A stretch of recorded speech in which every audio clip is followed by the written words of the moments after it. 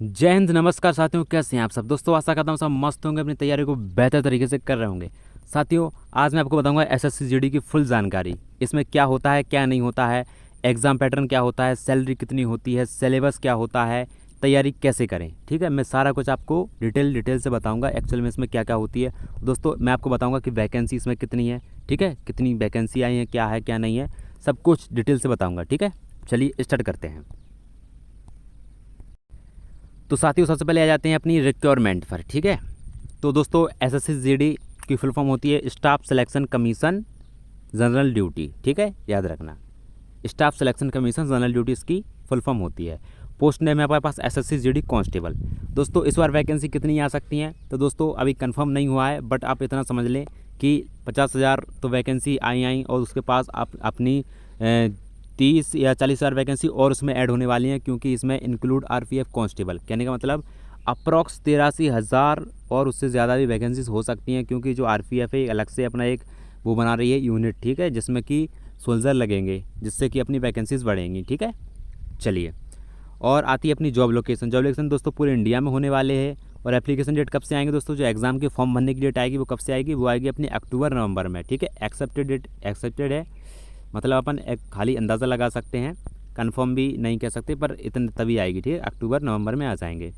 और exam date दोस्तों अपनी जनवरी फरवरी में आएगी। ठीक है, चलिए चलिए साथियों, चलते हैं अपन नेक्स्ट पॉइंट पर। नेक्स्ट पॉइंट है अपना वैकेंसी डिटेल। तो वैकेंसीज कौन सी होती हैं दोस्तों इसमें? तो इसमें होता है BSF border security force, CISF होती है central include security force, CRPF होती है central reserve police force, SSB होती है सशस्त्र सीमा बल होता है, आईटीबीपी होती है इंडो टिबेटन बॉर्डर पुलिस, और एआर होती है यानी कि असम राइफल, और एसएसएफ होती है सेक्टरियल सिक्योरिटी फोर्स, और एनसीबी होती है नैरोटिक्स कंट्रोल ब्यूरो। ठीक है, ब्यूरो। और यही सारी अपने पास वैकेंसीज आती हैं। ठीक है साथियों, चलिए वैकेंसी डिटेल हो गया। अब चलते हैं नेक्स्ट पॉइंट, एलिजिबिलिटी। इसमें अप्लाई करने के लिए आपके पास क्या क्या होना आवश्यक है दोस्तों? सबसे पहले अपने पास क्या चाहिए? अपने पास चाहिए राष्ट्रीय उम्मीदवार भारतीय नागरिक होना चाहिए। कहने का मतलब है जो आप हैं वो भारत की नागरिकता होनी चाहिए आपके पास, इंडिया में रहने वाले होने चाहिए। ठीक है, दूसरी बात एजुकेशन में क्या है? 10वीं पास होना चाहिए। ठीक है, 10वीं पास होना चाहिए, और प्राप्त बोर्ड से। और आयु सीमा क्या होनी चाहिए दोस्तों? 18 से 23 वर्ष। अधिकतम न्यूनतम है 18 वर्ष और अधिकतम है 23 वर्ष। और दोस्तों जो एससी और एसटी कैटेगरी से आए हैं उनके लिए एज में छूट मिलती है। ठीक है, याद रखना। चलिए चलते हैं अपन नेक्स्ट पर। नेक्स्ट अपना क्या है? Selection process. कैसे सिलेक्शन होता है, क्या होती है, मैं आपको भी बता देता हूँ दोस्तों। इसमें सिलेक्शन के लिए सबसे पहले होता है सीवीटी, यानी कि ऑनलाइन परीक्षा, जिसमें 4 सेक्शन होते हैं, जैसे जीके, मैथ, रीजनिंग, लैंग्वेज। बोले तो 4 सब्जेक्ट से क्वेश्चन आते हैं दोस्तों, जीके, मैथ, रीजनिंग और लैंग्वेज, यानी आप कोई भी चॉइस कर सकते हैं, हिंदी या इंग्लिश में से 2 में से आप कोई भी चॉइस कर सकते हैं। दूसरा पॉइंट क्या है अपना? Physical standard test. बोले तो हाइट, चेस्ट और वेट की माप होती है केवल पुरुषों की। ठीक है, और फिजिकल एफिशिएंसी टेस्ट दौड़ होती है। फिजिकल एफिशिएंसी टेस्ट में क्या होता है दोस्तों? एक अपना पीएसटी होता है, एक पीईटी होता है। इसमें क्या दौड़ होती है? दौड़ होती है पुरुषों और महिलाओं के लिए अलग अलग होती है। ठीक है, और मेडिकल एग्जामिनेशन, आँख, शरीर सुनने की क्षमता, फिटनेस जांच और डॉक्यूमेंट वेरिफिकेशन, सही प्रमाण पत्रों की जांच, जैसे 10वीं प्रमाण पत्र, आधार आदि की जांच होती है। आगे बताता हूँ मैं दोस्तों आपको कैसे रेस होती है, क्या क्या होता है। ठीक है, तो दोस्तों यह चुका है एग्ज़ाम पैटर्न। ठीक है, एग्ज़ाम पैटर्न में क्या क्या होता है? एग्जाम पैटर्न में दोस्तों होता है अपना, देखिए, हर एक सब्जेक्ट से 20 क्वेश्चन पूछे जाते हैं। एक क्वेश्चन 2 नंबर का होता है, यानी कि हर एक सब्जेक्ट से 40 नंबर का आता है। ठीक है, यहाँ की अपने जनरल इंटेलिजेंस बोलते तो रीजनिंग से कितना आता है? रीजनिंग से आता है अपना 20 क्वेश्चन 40 नंबर का। और जनरल नॉलेज, सामान्य ज्ञान से आता है 20 क्वेश्चन 40 नंबर का।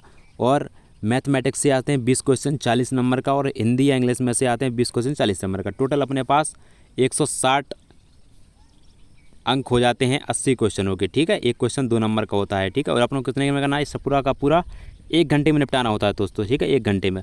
और दोस्तों इसमें माइनस मार्किंग भी होती है। जब कोई क्वेश्चन गलत होता है तो 0.50 अंक एक गलत उत्तर पर कटते हैं, याद रखना। ठीक है, जो गलत होता है तो 0.50 अंक एक गलत उत्तर पर कटते हैं। ठीक है, याद रखना। चलिए, पॉइंट है फिजिकल एफिशिएंसी टेस्ट, पीएटी के बारे में बताइए दोस्तों। तो इसमें क्या होता है? जो पुरुष कैंडिडेट होते हैं, यानी कि जो मेल होते हैं, उनके लिए 5 किलोमीटर दूर 5 किलोमीटर रनिंग होती है, वो 24 मिनट में पूरी करनी होती है। ठीक है, और जो फीमेल होती है उनके लिए 1600 मीटर 8 मिनट 30 सेकंड में करनी होती है। ठीक है, दूरी समय सम उम्मीदवार के बारे में होती है। और दोस्तों ये नीचे लिखा है कि मेल कैंडिडेट को 1600 मीटर 6 मिनट 30 मिनट में करनी होती है। दोस्तों अलग अलग होता है, कभी कभी ये भी दौड़वा देते हैं और कभी कभी ये भी करवा देते हैं। ठीक है, इसमें आपको कन्फ्यूज़ नहीं होना है, जो होगा वो आपके सामने होगा। जब भी अगर 1600 मीटर दौड़वाएंगे तो 6 मिनट में करना होगा, 6.5 मिनट में।